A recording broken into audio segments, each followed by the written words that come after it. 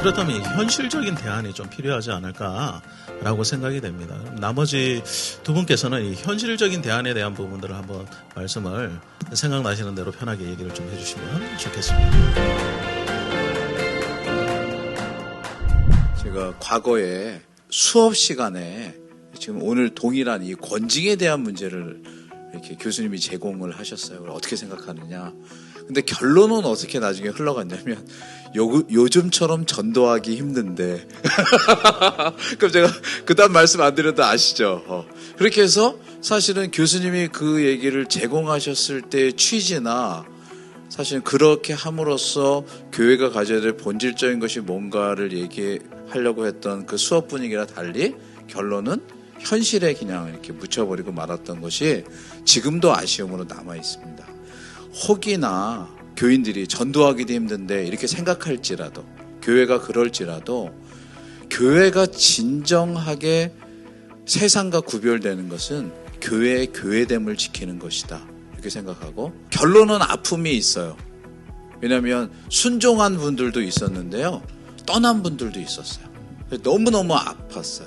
그러나 순종한 분들이 보여준 그 아름다움은 아픔을 넘어설 만큼 귀했고, 그것이 교회를 더 단단하게 했었다, 이렇게 생각이 돼서 저는 하나님께서 교회 역사 그리고 교회 가운데 주신 권징이 또 다른 선물이다, 이렇게 생각합니다. 실질적인 이야기를 좀 하기 전에 먼저는 그 복음으로 무엇이 권징을 받을 만한 것인가, 이 진리가 무엇이고 어떻게 그것을 벗어나면 권징을 받아야 하는 것인가를 결정하는 것이 교회에게 하나님께 주신, 맡겨주신 천국의 열쇠, 그 영역이다라고 짚어주셨고, 그 다음에 누가 그 진리에서 떠나 있는가라는 것을 구별하는 것이 교회, 즉 당회의 역할이다라는 측면을 지적해 주셨어요. 구체적으로는 성례전 속에서 이 권징의 요소들이 이렇게 구체적으로 드러나야 되는데, 문제는 오늘날의 한국 교회들은 성찬을 잘 안 한다라는 것이죠. 성찬을 하지 않으니까 권징을 해야 할 이유가 없게 되는 거죠. 그 성찬에 참여한 사람과 참여하지 않는 사람을 구분을 해야 하는 것이 교회에 맡겨주신 그 천국의 열쇠요, 권위인데, 그것을 하지 않으니까 그것을 구체적으로 실천할 수 있는 방법이 없게 되는 것이죠. 저희들은 너무 쉽게, 너무 빠르게, 너무 성급하게 판단을 하려고 하는 것들이 당회에도 있고 성도님들도 있는 것 같아요.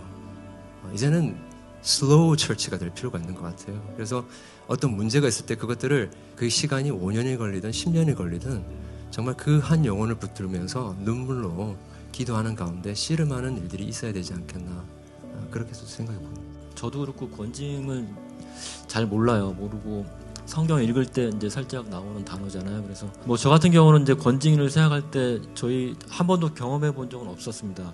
그리고 그냥 단지 옛날에 저희 모교회 목사님이 워낙 보수적이고 엄하셔서 치는 설교를 많이 하셨습니다. 그 성도 이름까지 다 거론하면서, 그게 저는 권징이라고 지금 보니까 생각이 드네요. 근데 어쨌든 뭐 그랬던 것 같고요. 저는 이제 기자 입장에서 목사님들 많이 오셨는데 좀 죄송한 얘기지만, 권징을 하나의 대안으로서 교회가 이제 시작하려면 교회 지도자들부터 좀 먼저 그 결격사가 있는 분들에 대해서는 확실하게 교단이나 노회 차원에서 분명하게 좀 정리가 됐으면 좋겠어요. 그리고 너무 이제 목사님들끼리만 이게 어떻게 정말 그 카르텔이라고 할까, 거기에 이렇게 매여 계셔가지고, 국회의원도 사실은 금고 이상 법적 판단을 받으면 그만두게 되잖아요.